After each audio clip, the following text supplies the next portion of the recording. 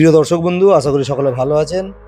কোনো রাজনৈতিক ব্যানার ছাড়া মেদিনীপুরে আরজিকর ইস্যুতে প্রতিবাদ মিছিল। দেখছেন সেই ছবি, মোমবাতি হাতে নিয়ে আরজিকরের যে ঘটনা, সেই ঘটনার প্রতিবাদে প্রতিবাদ মিছিল কোনো রাজনৈতিক ব্যানার ছাড়াই। নেতৃত্বে ছিলেন জুন মালিয়া।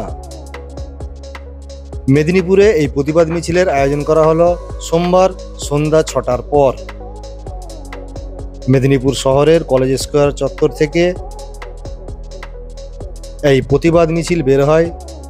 প্রায় 1000 মোমবাতি হাতে নিয়ে মহিলারা সামনে ছিলেন এই প্রতিবাদ মিছিলে।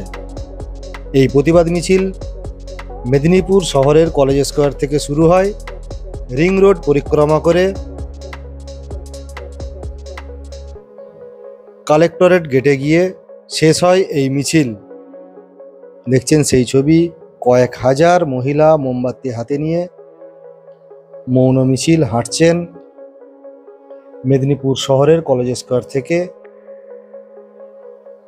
আরজিকরের যে ঘটনা,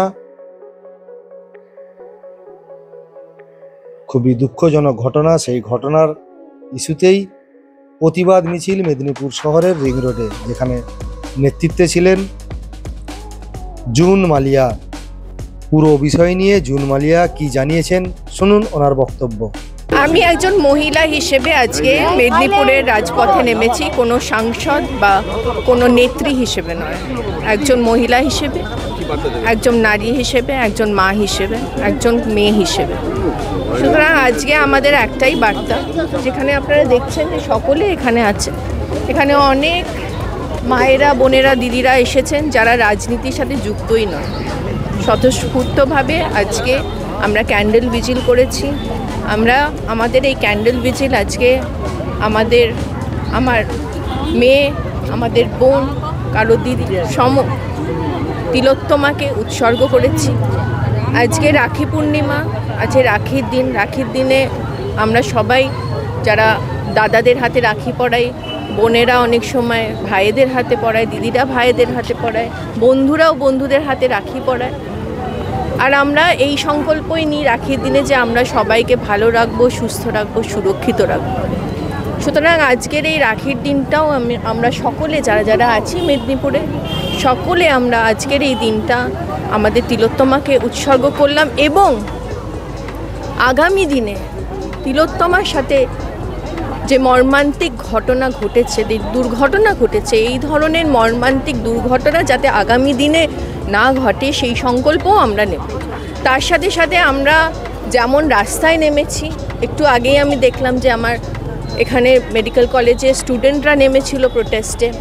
আপনারা জানেন যে শুধু রাজ্য জুড়ে নয়, দেশ জুড়ে এই ধরনের প্রোটেস্টে মহিলারা নামছেন, মেয়েরা নামছেন, বৃদ্ধারা নামছেন। আমি দেখেছি যে একজন 8 বছরের বাচ্চাও যেমন, শিশুও যেমন রাস্তায় পায়ে পা মেলাচ্ছে, 80 বছরের একজন বৃদ্ধাও নেমেছেন কলকাতার রাজপথে। সুতরাং আমাদের সকলের একটাই দাবি, এমনকি আমাদের দিদিরও একটাই দাবি, যে জাস্টিস হোক এবং তাড়াতাড়ি হোক।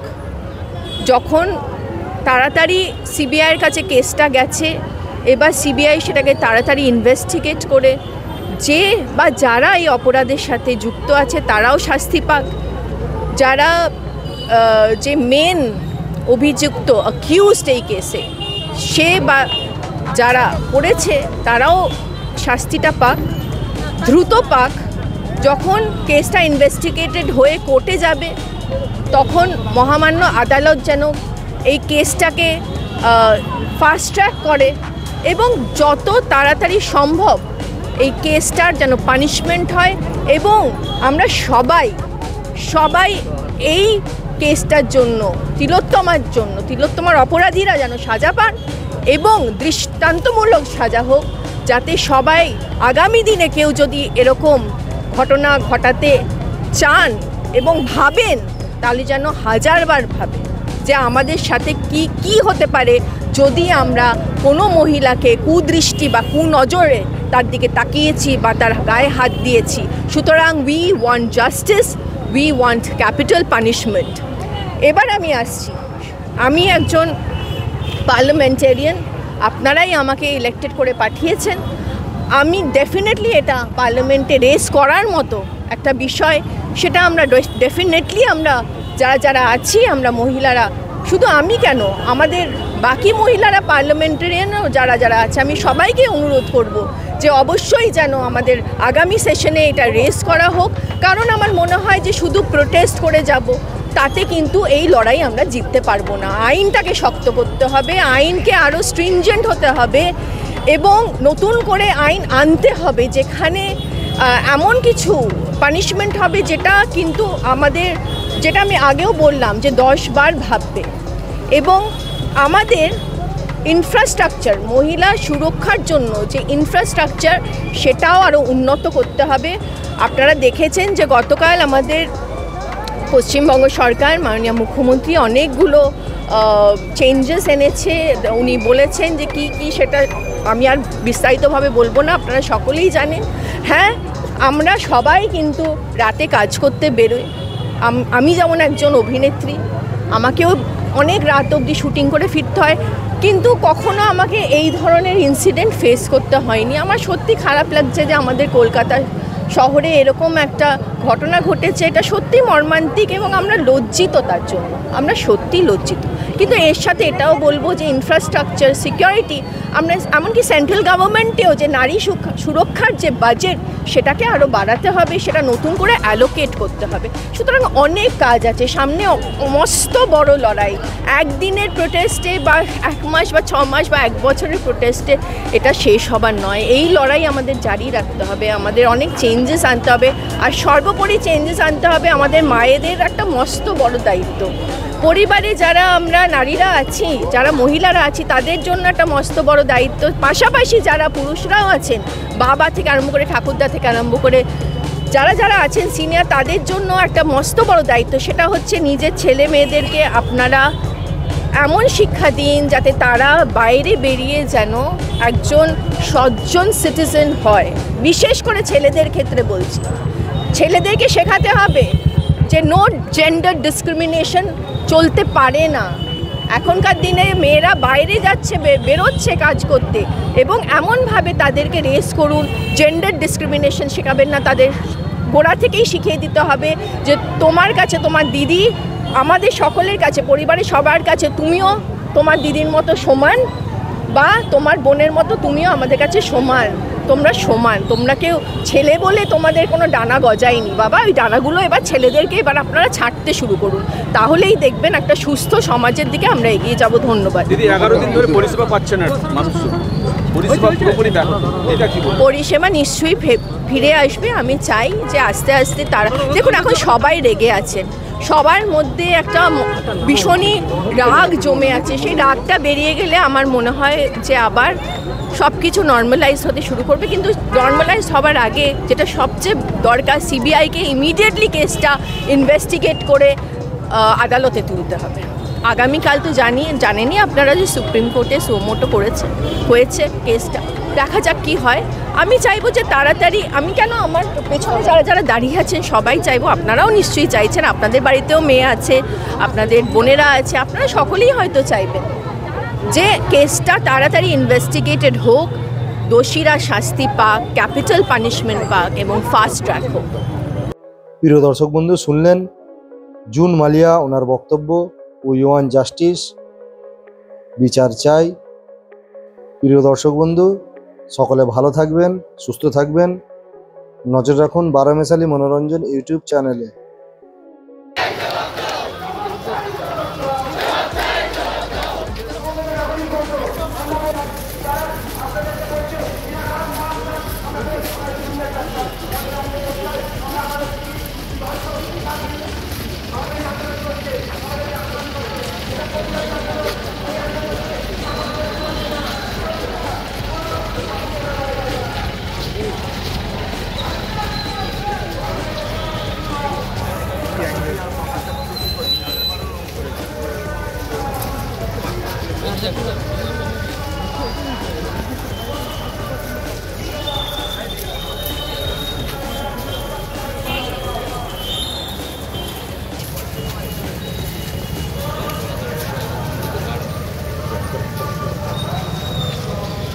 লাইভ দিচ্ছ না? লাইভ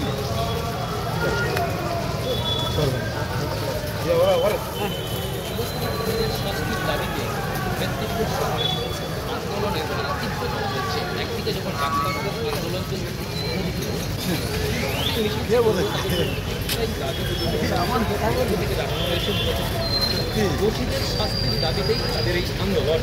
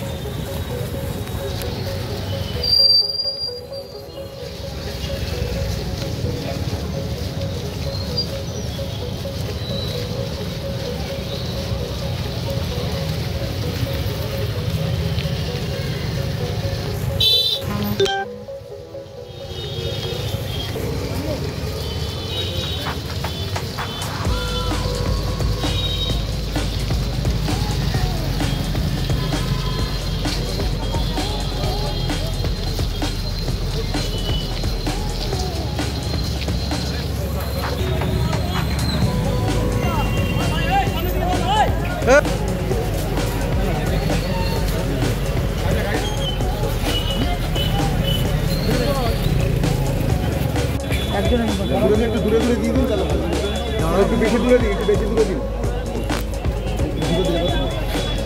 একটু দূরে দাও, ভিতর দিকে দিন একটু বেশি।